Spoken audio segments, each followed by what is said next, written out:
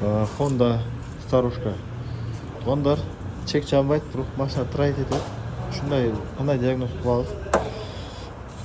Кандай машиналар мотору диагностикага түшпөйт. Трамблеру бар машиналар диагностикада мотордун айыбын айтпайт. Чек күйбөйт, бирок машина тартпайт, трайт этет. Ошондойларда эң легкий диагностика свечасын чыгарасыңар. Мынакей свеча, 3 свеча мынакей күйүп турат да, мына аппак болуп иштеп турганда, бир свеча мынакей тура эмес иштеген. Айтор маселеси эмнеден болгон болсо ham тура эмес иштеп турган. Эми ушуну ручной текшеребиз. Мисалы азыр биз мына тизип чыгарганбыз 1 2 3 4. Мынакей 1 2 3 4. Биринчи компрессияны өлчөйбүз. Компрессияны кантип өлчөйсүңөр? Полный свечаны чыгарып, трамблерди отключка кылып өлчөйсүңөр, 4 секундка моторду айландырасыңар. 4 секунддун ичинде канча показания көрсөтсө ошол туура болот. Мисалы, канча болуш керек? 12 бардан 14 барга чейин болот жакшы моторлор. Анан 6 бардан ылдыйына уже машина трайт этип баштайт. Бул машинада 9 экен. Бул эми азыр машинанын жылына байланыштуу нормальный. Андан кийин экинчи маселе, жерде форсунканын штекерин суруп, тогун текшеребиз.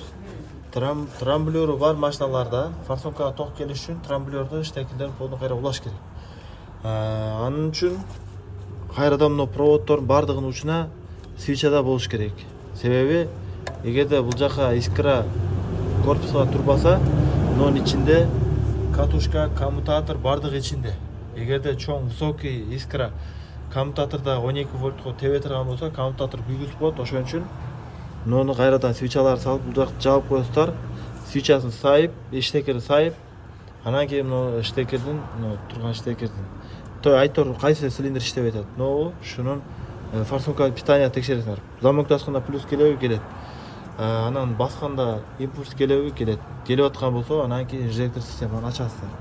Азыр анан инжектор ачып атканда ар ким аркылуу иштейт. Биринчи машина муздак болуш керек. Анан кийин эми эски машиналар мисалы аккумулятор сурууса сезбейт, бирок мисалы уже без трамблер машиналарда уже полный чечердин алдында аккумуляторлор суруп алып таштаганыңар дурус болот, а то ошибкалар чыгып калат. А так мындай эски машина болсо, эми муну бир жагын эле өчүрүп коюп ишти кылсаңар боло берет.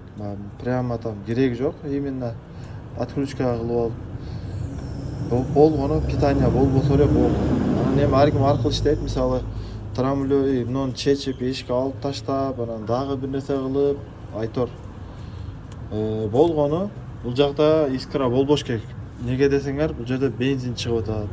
Эми кокустан бирөө замокты ачып бериши мүмкүн, айландырып бериши мүмкүн, трамблердо искра чыгышы мүмкүн. Айтор ошондой нерселер болот. Анан мотор ысыгында эмнеге жүргүзбөйт десеңер, глюштил ысык.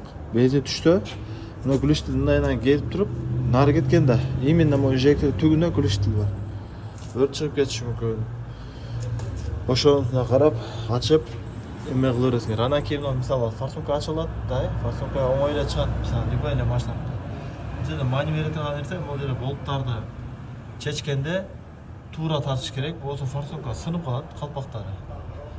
Баягы параллельно тартыш керек да, кыйгачка эмес. Экинчи, тамеки чеккендер келтирбеш керек.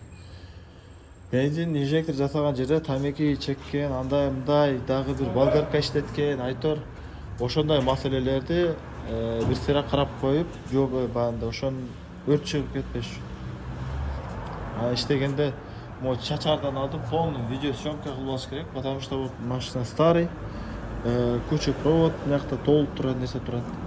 Кайсы каяктан турат, заводской эмес деле провод турат. Ошон үчүн видео тартып, ана баягы клиенттен недоразумение болбойт. Каерде эмне турат эле, кандай болчу, өзүң үчүн дагы жакшы. Видео тартып алып, бүткөндөн бир сыйра текшерип, эчтеден калып кеткен жокпу. Анан кийин чачтыңерби, мисалы да, вот. Чечтиңер, чечтиңер. Ошону эле карап койбосоң, ошол жакы белинде эмне турган болсо, полный карап коюш керек. Эми ал жабык мезгилде көрүнбөйт да, көбүнчө кээде суу сыргып калат, айтпайт. Допустим, ошондой нерселерди полный карап коюш керек. Суу сыргып калат, дагы бир нерсе иштекер сынып калат, чыгып кетет. Ошондойго чейин жасап койгон жакшы болот. Анан мына форсункада мынакей карасаңар, муну бирөө бизген адам кылган. Моторго ысык жерге жакын зымдарга эч качан изолента иштетилбейт, только термоусадка кембрич деп коет. Ушундай иштетилет. Себеби ысыган сайын ошону бекем кучактайт, изолента кой берет. Анга дагы маани бар.